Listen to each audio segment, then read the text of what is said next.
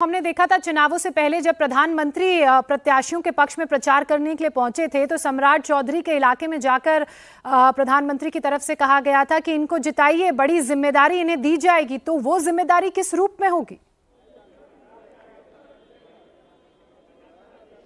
जी हाँ, जाहिर है इस तरह से चुनाव प्रचार में संकेत दिए जाते हैं चुनाव के दौरान लोगों तक ये बात पहुंचाने के लिए भी कि उनके जो वोटर हैं उन तक ये बात पहुंचे कि यदि वो जीतते हैं तो उस इलाके के लिए बेहतर होगा। और ये बातें सम्राट चौधरी के लिए भी कही गई और विजय सिन्हा के लिए भी कही गई दूसरे नेताओं की तरफ से।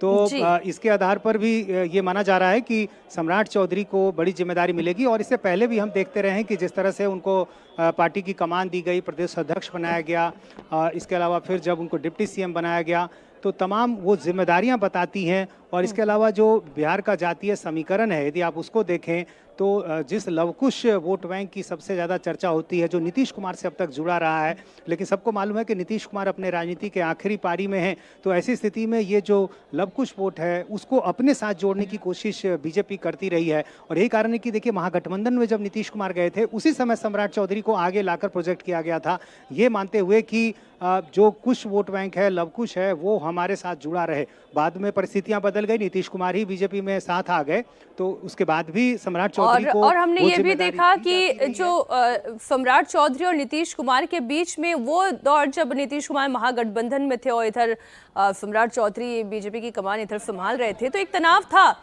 लेकिन जैसे ही एक हुए वो तनाव खत्म होता चला गया। अब नीतीश कुमार खुद कह रहे हैं कि सम्राट चौधरी जो हैं वो बीजेपी के नेता हैं, वो उप मुख्यमंत्री बनेंगे, आप उन्हें जिताइए, उनके साथ खड़े होते हैं, तो वो तनाव भी खत्म होता चला गया। अब एक यूनिट दिखाई दे रही है।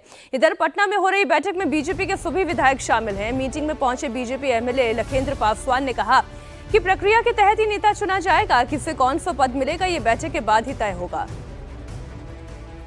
हमारे साथ हैं बीजेपी विधायक लखेंद्र पासवान। लखेंद्र जी, आज बीजेपी विधायक दल की बैठक है, जेडीयू विधायक दल की बैठक है, क्या कुछ होना है आज? ये प्रक्रिया है विधानमंडल का गठन के पूर्व विधानमंडल का नेता चुनना। ये प्रक्रिया होती है हर पार्टी का, अन्य पार्टी का भी विधानमंडल की बैठक हो गई, नेता का चुनाव हो गया। उसी कड़ी में भारतीय जनता पार्टी की भी विधानमंडल की बैठक है। निश्चित रूप से इसमें चुनाव जो है नेता का, विधानमंडल के नेता और उपनेता का होगी, यही तो प्रक्रिया है।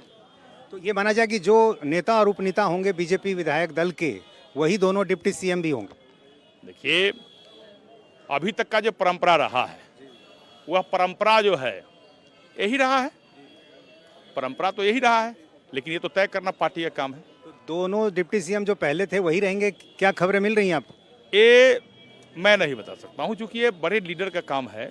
जो हमारा प्रदेश केंद्र का जो नेतृत्व है उनका काम है, वो बताएंगे और सब क्लियर हो जाएगा। कुछ ही पल के इंतजार कीजिए। तो ये तो तय है कि नीतीश कुमार मुख्यमंत्री पद की कल शपथ लेने जा रहे हैं। देखिए, एनडीए की सरकार माननीय प्रधानमंत्री के मार्गदर्शन में, माननीय मुख्यमंत्री के नेतृत्व में जो बिहार में विकास हुआ है, एक पूर्ण बहुमत से जो प्रचंड बहुमत बिहार के जनता ने दिया है, ये निश्चित रूप से इनमें कहाँ शक है।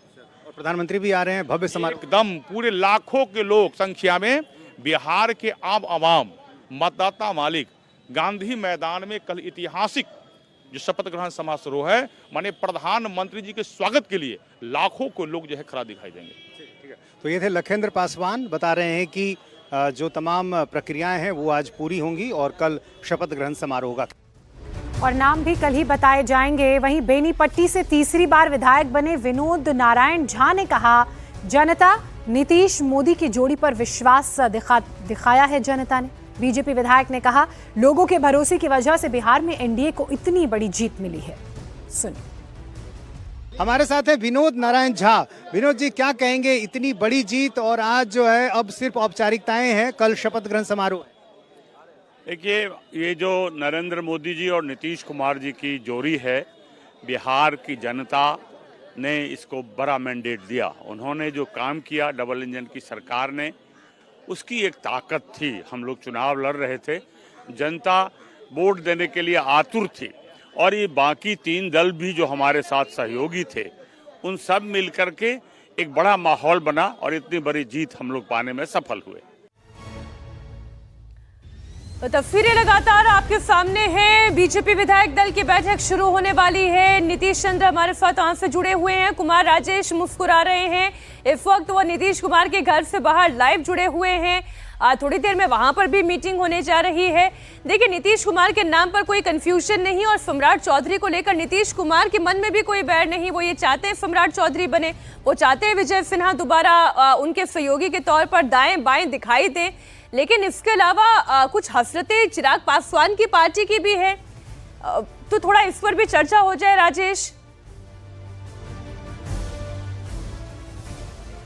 बिल्कुल बिल्कुल है, चिराग पासवान की पार्टी के हसरतें हैं। और जिस तरीके से हमने सीट के बंटवारे के दौरान निगोशिएशन देखा चिराग पासवान रूठे भी, भारतीय जनता पार्टी के नेता उन्हें मनाने गए, तो हसरतें अभी भी हैं क्योंकि उनके भी विधायकों की संख्या अच्छी खासी है। ठीक ठाक विधायक जीत के आए, 29 सीटें में से मिली थी जिसमें से 19 जीत के आए हैं, तो उनके भी हसरतें हैं। दबी जबान में ही एनडीए के बड़े नेताओं तक ये बात पहुंचाई गई कि उप मुख्यमंत्री जो है उन्हें मिलना चाहिए। हालांकि फिलहाल ऐसी कोई संभावना नजर नहीं आ रही है मीनाक्षी, लेकिन 2 से 3 मंत्री पद मिलने की संभावना है। ये एनडीए के नेता जो इन सब बातचीत के में शामिल है उनसे बात करते हुए समझ में आ रही है। सम्राट चौधरी क्या बात कर रहे थे, एक बात मैं इसमें जोड़ दूं, जो इन पूरे बातचीत में जो जेडीयू के एक बड़े नेता शामिल है उनसे बातचीत हो रही थी। जब सम्राट चौधरी और विजय सिन्हा की बात हमने की कि क्या दोनों उप मुख्यमंत्री हटाए जाएंगे, विजय सिन्हा के बारे में तो उन्होंने बहुत ज्यादा नहीं कहा, लेकिन सम्राट चौधरी के बारे में कहा